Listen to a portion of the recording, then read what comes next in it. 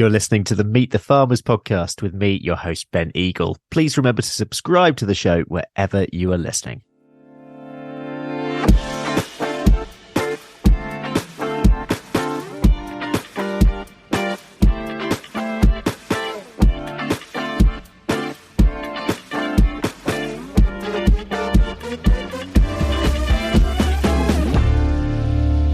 Hello, everyone, and welcome to episode 221 of the Meet the Farmers podcast with me, Ben Eagle. We're heading to the US today and meeting the stars of the Discover Ag podcast, New Mexico dairy farmer Tara Vander Dussen and Nebraska-based rancher Natalie Kovarik. Discover Ag sets out to discuss agriculture you can relate to, connect listeners with farmers, and explore the food system. As well as the podcast, Tara and Natalie formed Elevate Ag, which helps producers to tell their story online. And I'm really excited to have them on the show today. I spoke to them the first just a few weeks ago, actually, for the Kite podcast. So it's great to have them on Meet the Farmers. Natalie, Tara, welcome to Meet the Farmers. How are you doing? Hi, thanks for having us on. I'm excited to be talking with you again so soon after the Kite podcast. I know, right? I thought I'd actually start with a bit of podcast geeking, because it's not often that we get actual podcasters on the show. Although I did have actually had Hugh Broom on the podcast last week, who worked in radio. So this is back to back amazing sound. What have you got? Yeah, what are your mics? What have you got? We have Shure mics. Nice. And yeah, we really like them. There's like an upgraded version of Shure mics, and part of me wishes we had splurged and got those, but these ones are working great and the sound sounds great. That's probably just me getting like geeky on audio as well. Yeah, it's the usual way, isn't it? I think you have a great sound. Do you find this as well, that you get far more conscious about sound than anyone else? No one else really cares that much.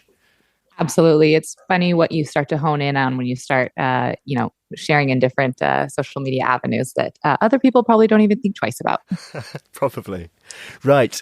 Can you introduce yourselves? Natalie, do you want to start?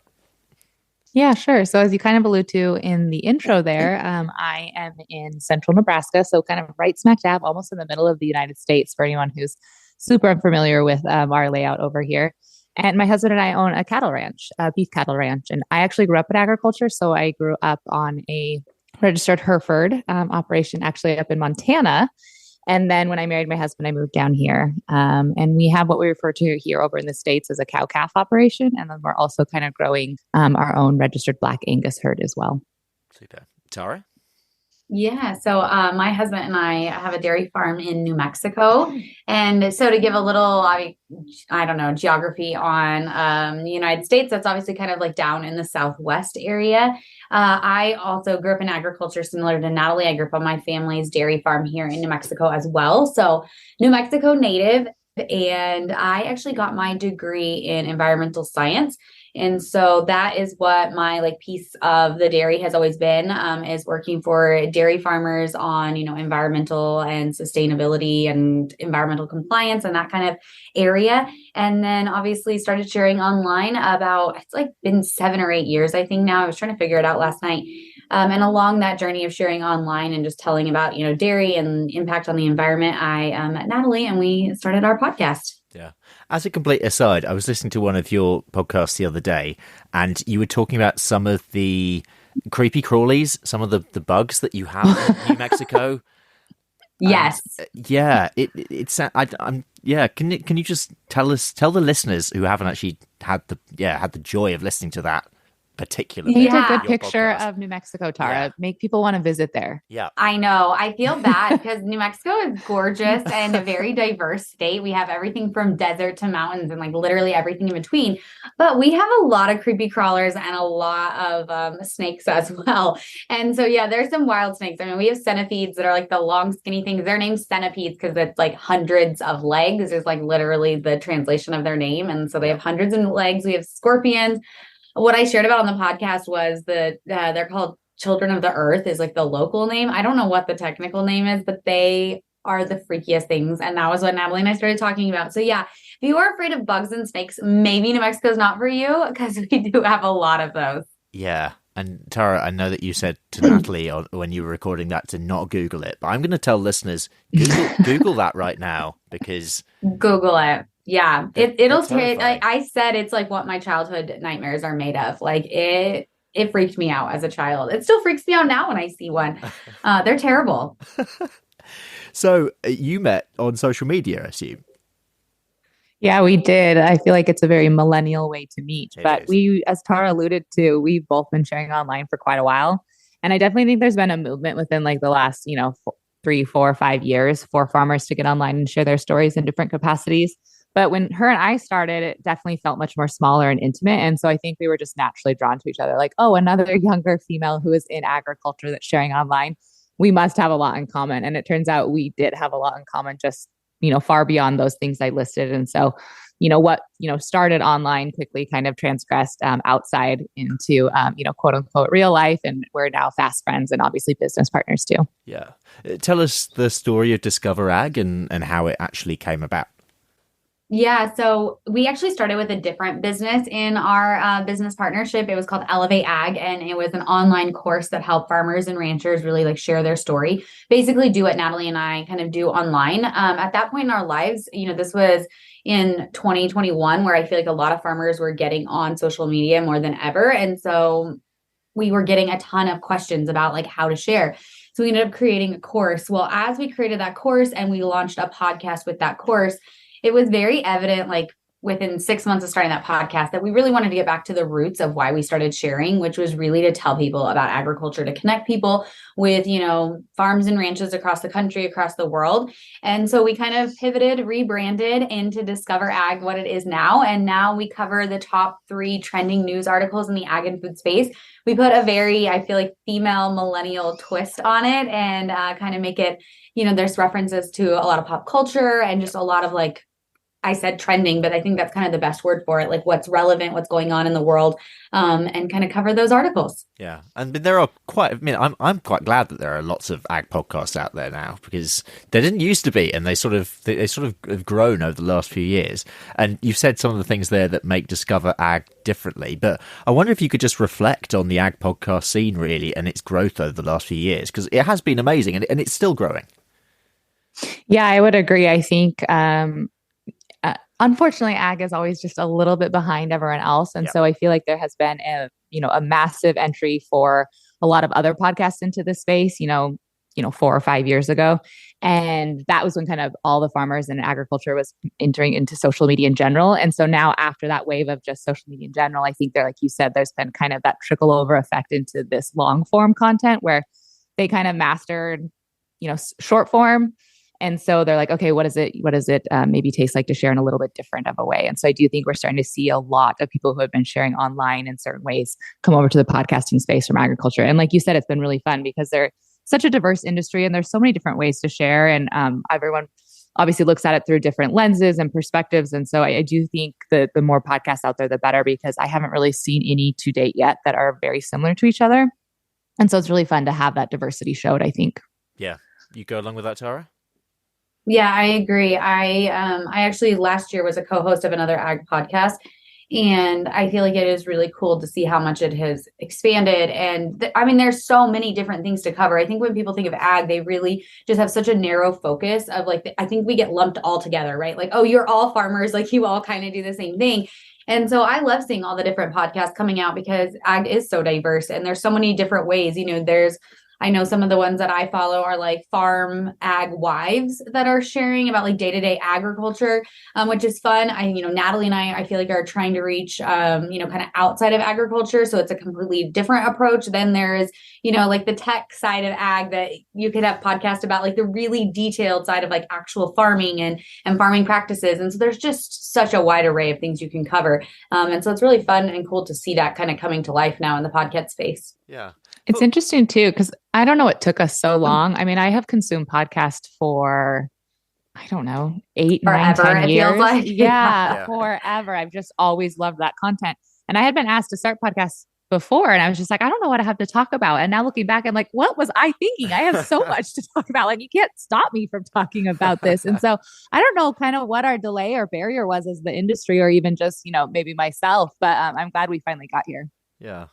Out of interest, what do you put Discover Ag under in terms of category? Because this is one of my bugbears, and there's literally no one listening from Spotify or Apple Podcasts from this, but it's my ongoing bugbear that where does agriculture fit within the categories? Yeah, we have struggled with this and gone back and forth, and I'll let Natalie share too. But we ended up settling right now, and I say right now because we may change it again. We are in like food, and then arts and culture and society. Like I think arts may be both of those kind of fall under there. It depends whether you're in Spotify or Apple. But I'm very proud to say that we rank in the top 20 almost consistently in the food category, and we've hit number 1. Yep. And so, we're in there with a bunch of chefs and people talking about like cooking food more. But I feel like we've kind of found a home there that I like in the food category. Yeah, and actually looking at it in a positive way, that's maybe not a bad thing because, again, it's bringing those two sides together. If agriculture had its own subcategory, say, then there might be people who are listening to those food podcasts who might think, oh, you know what, I'm gonna try out Discover Ag. Well, and this is a little rant I go on myself, but I feel like food conversations have oftentimes been either dominated from like a chef perspective or even voices outside. And that's really like going back to like why we started, Discover Ag. Tara mentioned we want to get back to the root of sharing, but I also think I just personally got really tired of seeing those two perspectives dominate the food conversation. Like I'm tired of seeing shows always from the chef's perspective. And leading people through conversation about agriculture and, food and farming and really boots on the ground stuff, again, from a chef perspective. I think it has a value and I think people relate to that. And I think instantly, when you instantly think of food, you do think of like cooking and preparing it. But I think we've always missed that component of farmers and ranchers talking about food. And so I think it was really important to us that we offered that perspective when no one else really was. Like instead of letting the chef tell you about it, let the farmer and rancher tell you about it. And instead of having, the person who writes for the New York Times that lives in Upper East Side, New York, write about agriculture in the New York Times, why not like tune into the two farmers on their podcast talking about it? And so I think that's one thing we're really proud of is that like we are actually in the industry. And I know that any farmer rancher would say the same thing, but when you're in the industry, lending your voice to the industry, I think it's really important. This episode is being supported by our primary sponsor, Howden Rural, which is the new name for A-Plan Rural.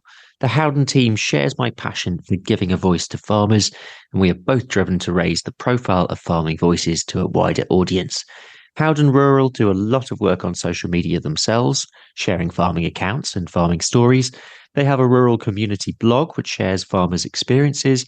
They also support a growing number of initiatives that champion UK farmers, including this podcast. So a big thank you to Howden Rural for supporting Meet the Farmers. Let's talk a little bit about your stories and go back to the beginning. How did you both become interested in farming? And can you remember when you decided that it's what you wanted to do with your life? Tara, let's start with you. Yeah, we actually did a personal episode on our podcast a little bit about this because I think Natalie and I both have a little bit unconventional avenues back into agriculture. But you'll hear a lot of similarities in our stories. So while I grew up on a dairy farm, I did not see myself coming back to the dairy farm like at all. I went away to college and I remember picking a college based on the fact that I didn't know a single person at that school and took a lot of pride in that and got my degree in environmental science. I was not dating my husband, like we were not high school sweethearts or anything like that. And we didn't start dating until about my junior year of college. And so I, up until that point, kind of thought I would go off, live in a big city, just do something kind of different. And as life would have it, I obviously started dating my husband, ultimately married him and ended up back in New Mexico, kind of near my hometown, dairy farming with him and his family. And so even up until that point, like with my degree in environmental science, I remember when I first got out of college, I tried to get a job not in agriculture, like doing something different. And I got sucked in. And then once I came back to it, I feel like I just was like, what was I thinking? Like, I can't believe I wanted to do something different. I love it. I loved working with dairy farmers. I loved having dairy farmers as my clients. And so it's kind of funny how life works out that way. But yeah, it was kind of a roundabout journey coming back. But now, considering that Natalie and I spent all week talking about agriculture and how much we love it and like our passion for it, I can't believe there was a point in my life where I thought I didn't want that to be a piece of my life. So very thankful that my husband forced me back to the farm, I guess. Natalie, what's your story? Yeah, oddly similar. So I actually got my degree in pharmacy. I was practicing as a full-time pharmacist actually in a bigger town in Montana when I met my husband. And so I had always lived in close proximity to our family ranch and spent a ton of time out there. I have two sisters that are on my family ranch with my parents. And so it was very much so a part of my life. I just never envisioned agriculture being a part of my life the way it is now. And so I definitely didn't envision living on a ranch. I didn't envision my income being derived from agriculture. Definitely didn't envision, sharing about it online. I just really thought I'd be a pharmacist. Like it's a pretty practical career that like a lot of a lot of people, need a pharmacist. And so I just did not foresee the turn in events. But I ultimately met and married my husband, and kind of the same thing. He was from Nebraska and he was ranching.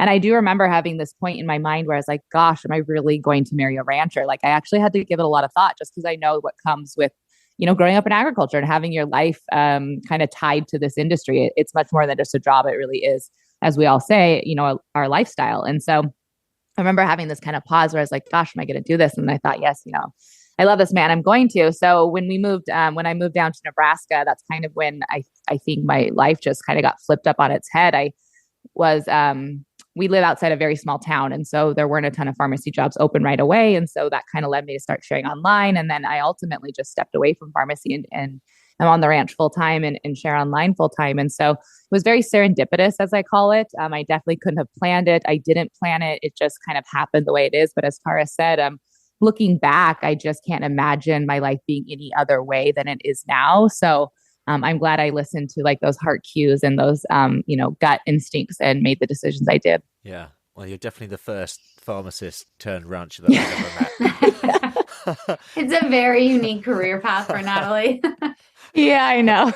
It does. People ask me a lot if they're like, do you regret it? Or, just because it is kind of interesting, that shift. And I absolutely don't regret it. And I actually think that's one of the things that people like about our podcast too, is that kind of Tara and I, because we both came from more science backgrounds, I guess, for our education, we really kind of bring our viewpoints to those when we're looking at articles. Like we love to talk about facts and data and science, and we'll really root things in kind of the core of like true assessment. And like I don't ever feel comfortable making statements that I don't feel like I researched or backed up. And sometimes that is, not what you get out of media all the time. And so I do think that that's been really helpful in like Tara and I and how we approach sharing kind of from more that, I guess, like a little bit of a science background. Yeah.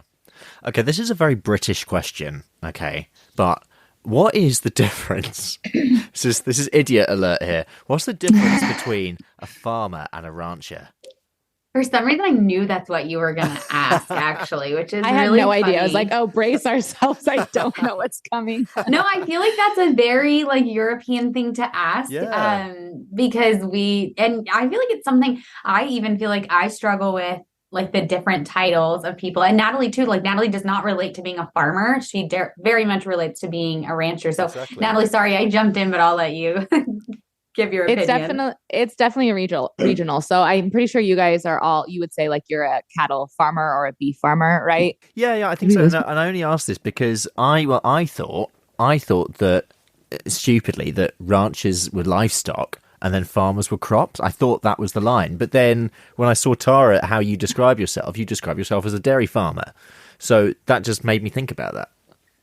Yeah, I think it's a regional thing of this gets very detailed into the United States, but often for the left of the Mississippi River and then more Midwest and Northern, they are kind of the people that use the term ranching, and it does have to do with livestock. And there isn't a ton of dairy farming up in the north, like in Montana, Idaho, kind of even Nebraska, where I'm at. I mean, we have the dairy industry, but it's not as prevalent as it is down south, where you're getting into like New Mexico, Texas, kind of like Tara's area. Yeah. So I think that's why they say farm still, even though they have livestock. So it's definitely kind of just this one area, I think, in the U.S. that really relates to the term rancher. Because even when you get back east, like where you're, upstate New York or like farming in Florida and areas like that, I think they say they're like beef farmers or cattle farmers too. I think it's really just a weird part of the United States that definitely uses the term rancher. Okay. Interesting. Yeah, I agree. I think west is rancher, east is farmer. And then I'll say dairy farming is different too. I feel like when I was growing up, it was dairy producer and they didn't use the word farmer at all because a lot of dairy farmers don't actually farm. And then I feel like now more my generation, we have like more acreage that we actually farm. But like, to be honest, I wouldn't like call myself a farmer and my husband wouldn't necessarily either. Like farming isn't his main goal. Like the cows are his main goal. And so he probably would actually say dairy producer. Right. I feel like, yeah, it's weird, all the different terminology we all use and what we identify with. Welcome to agriculture. We love to complicate things. Oh, we do. But no, I'm glad we've tidied that one up. Let's sidestep into ag communications again. And I'm just interested in your viewpoint on some of the challenges that you've come across in ag communications and telling farming stories, because there's sort of the traditional media way of telling sort of the ag story, and then there's the social media way of telling the ag story. Podcasting sort of sits long form somewhere in between, but there are lots of different ways. And you have which I hope you'll do a shout out at the end as well. You've got really exciting docuseries coming out as well. So there's lots of different ways that you can tell farming stories. But what are the challenges from your point of view? I'm surprised Natalie's not jumping in. I thought she'd say her famous line of that ag does not have a product problem, but we have a marketing problem. And trying to figure out that marketing problem, I think has been, for me, it's been evolving over the years. I feel like how I approached it probably at the very beginning of my sharing online is very different than how I do now, and will probably continue to evolve and change. I do think that one thing I've realized is within agriculture, within our ag bubble, we think and like talk a certain way. And I have learned that when you're sharing online with more of like a general audience, you have to be like really careful of the terminology you use, that you don't like get people lost in the weeds of things. Like they don't necessarily know what a heifer is or, you know, whatever it is. And so you just have to kind of like break it down and keep it simple in that sense. And it's not that people aren't smart. They just don't use the same words as us. And so thinking in that terms. And then just, I feel like with ag, it is so massive and it's everything we do. We can like throw a lot at people really quickly. And it's like thinking about it more in like bite-sized chunks, right? Like a little bit more easily digestible content. And so that's for social media. That's definitely how I've approached things more so. And then obviously with social media, making it personal. I feel like, you know, in news, more general, like ag communication, it's more like the general story of something. And I feel like it has to be like people want to know who your kids are and what you're doing. And they want more of like you, I think, access to you when you're sharing on social media. Yep. I hesitated for a second to answer this because I feel like I'm going through a major switch or reassessment, or just kind of like actually I'm in the eye of the storm right now of how best it is to share. And I used to think there is no right or wrong way to share. And you would hear that from me all the time. Like there's no right or wrong way to share about agriculture, like share that's unique to you. And I think Tara and I have had this really unique perspective that since starting our podcast, we have been able to guest, kind of like we're doing now on a ton of podcasts. But I would say over 90% of what we guest on is not ag podcasts. I mean, they are ran by people who are in the fitness industry, the wellness industry, you know, people who are interested in food. And I think having that one-on-one conversation about agriculture with someone who is very removed about it, but still food curious, has really just shifted the way I think about advocating. And even scrolling back on my personal social media, you'll see that I used to have a very specific way of sharing. You know, it was very kind of loud, dominant, very fact-based, as I talked about, just very, very unique way. And now I feel like I want to share completely differently. I feel like before I wanted to convince someone about something with agriculture, and now I feel like it's more important to just pique their interest in agriculture. And so I feel like I'm still navigating the right and wrong way to share online. And it's just so interesting when you actually have a conversation with the consumer, what they care about, what their questions still are. And Tara, like said, some of the things that I feel like we of an industry have thought we could move on about talking about, we're like, oh, well, obviously, like we talked about that so many times, like that's not an issue. Some of those things are still issues. And so I think, like Tara said, it goes back to those very rudimentary conversations and topics, and just really reminding people that I think there's a face and a family behind food. Like somehow we've lost that, and it seems so basic, but I think something as little as that is just advocating in enough of itself. Let's talk about dairy farming for a bit. So Tara, I'm going to turn it over to you. What do you think are some of the biggest misunderstandings or misconceptions that people have about dairy farming? I would say there's like two spectrums. There's like on-farm things, and then there's actually like the milk side of things. I think that on the milk side of things, I think there's still a lot of misconceptions that like, oh, there's antibiotics in your milk, or there's hormones added, or, what is RBST, especially, I mean, that's more of a United States thing, I think, than in the UK, but I think those are very big misconceptions that people do not understand all the checks and balances in place and all the testing and all that goes into that.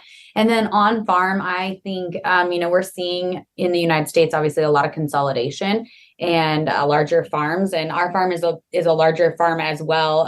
Although we are in business with my father-in-law and 4 of my husband's brothers, like there's a lot of families that have all chosen to stay together in favor for us, I guess, for economics.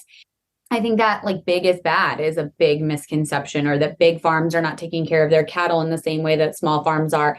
And I think some of that comes even within the industry. There's obviously people who do not want to see the consolidation in the dairy industry. It's not like I love seeing consolidation in the dairy industry either. I have a dad who literally just sent out his last load of milk cows 2 weeks ago, and was super, super hard. Wow. But I also think that it is part of the economics of it, of where we're at in this country, whether that's right or wrong, that's where we're at. And so I think we have to stop fighting amongst ourselves with like big is bad or any of those conversations, because I think it plays out really bad for all of dairy in the news, in the media, in consumers' minds.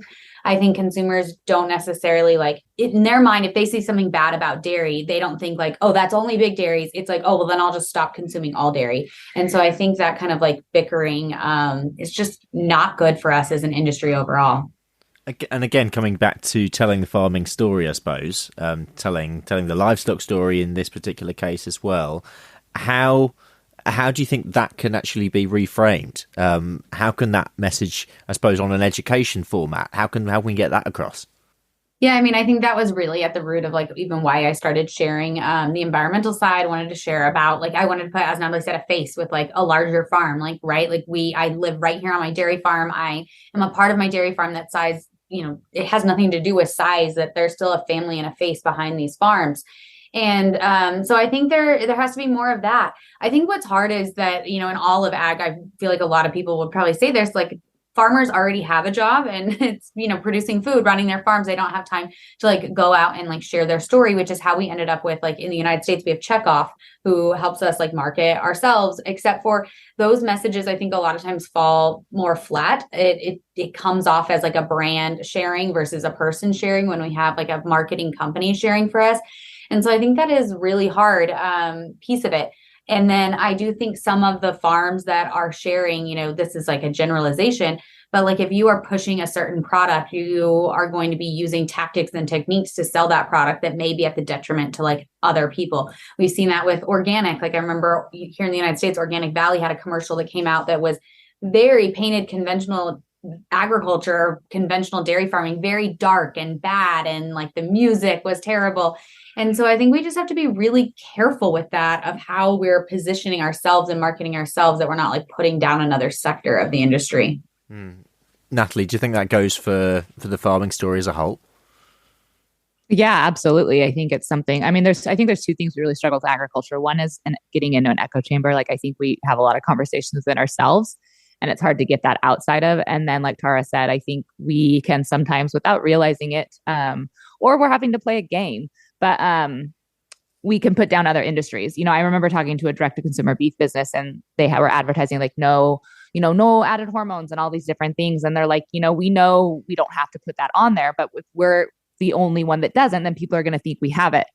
And so it's kind of like that, don't hate, the player, hate the game. And I think we're in that position as an industry, like Tara said, where we're trying to sell a product, we're trying to connect with consumers. And so we'll pull out bits and pieces that are unique to, maybe your operation or something you do different or something you're proud of, but we don't realize what it's doing, for the other people down the road that are selling the same thing, and just selling it or, raising it, growing it, producing it in a little bit different of a way. And I think consumers are really latching on to labels more than we're aware of as an industry. And so I think we really have to be careful about the way we're using labels.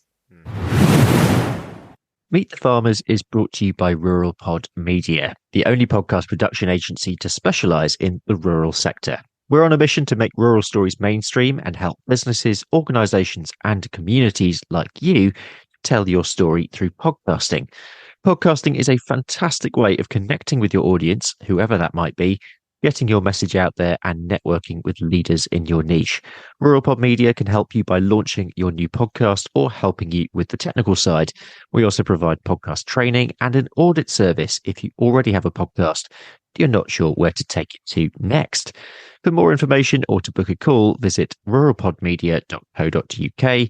That's ruralpodmedia.co.uk. How do you see agriculture evolving over the next few years? So what are we going to be talking about on Ag Podcasts in 5 or 10 years' time? What are your 3 stories going to be? And that is a really good question. I feel like we are undergoing like kind of a massive shift in my mind a little bit in agriculture. I mean, I think we have been. Agriculture is always evolving and changing, and probably every person for the last 100 years has said like, oh, things are going to be really different in 5 to 10 years. But I feel like with technology and everything that's going on in like policy, like I think that that's probably across the EU and even in the United States and beyond, looking to New Zealand and even China. Like, I think there's a lot of policies going to play. We are more a world market than we've ever been, like import exports. I feel like we're going to see, United States, I think it was 2022, we hit the highest exports for dairy we've ever seen. I don't see that like changing. And so I think things will become really fast paced. I think there'll be a lot of technology. And then on the flip side of that, this entire conversation of connecting people back to the farm, as we're continuing to propel forward, we somehow have to figure out how to get people to understand how we're changing, how we're evolving, and how agriculture is looking. And so I think it's kind of almost like a yin and a yang of like us doing really innovative things while at the same time, like Natalie's saying, like there's still a family and a face behind our products. Like, so it's very like that juxtaposition. Yeah, I don't know if I have too much more to add beyond that. I do think it's interesting, though, because I think a lot of things you're discussing, here's how I should word this better. I think a lot of the things you see changes from in our industry are actually from conversations you were having like, 15, 20, 25 years ago. I think that's how long it takes for some of these changes to unfold. And I think it's interesting because Tara said that she doesn't, we hit our highest points or at least in the dairy industry, they hit their highest points for exportation, and she doesn't see that changing. And I think that's interesting because I think more and more conversations right now, especially consumer-driven conversations, are around limiting exports, like really going back to like what would it look like for, I know here, at least here in the US, people really want to have conversations on what would it look like to go to like all US beef supply chain, like, what does it look like to eat more locally? Like, I feel like those are the conversations that are having right now. And so while I agree with her, I don't foresee an undoing of our global marketplace. It's just way too complicated to change that. It makes me wonder beyond the 5 to 10 year mark, more like the 25 to 30 year mark, what this conversation about like local food supply and getting away from global exportation and importation, what that will actually look like further on. Like, does that actually have a chance to change? Or are we at the point where it's like, you cannot undo what we've done? And I think that's really interesting for me to think about because there's just so many conversations happening right now about, here in the US, we're starting to limit like, we just covered this on our podcast, Arkansas banned China from owning farmland in the state. And so I just think there's some of these things that are happening that I'm like, what will this be after there's enough time for these changes to take place? One other thing I'll add that I think that we haven't touched on is population size.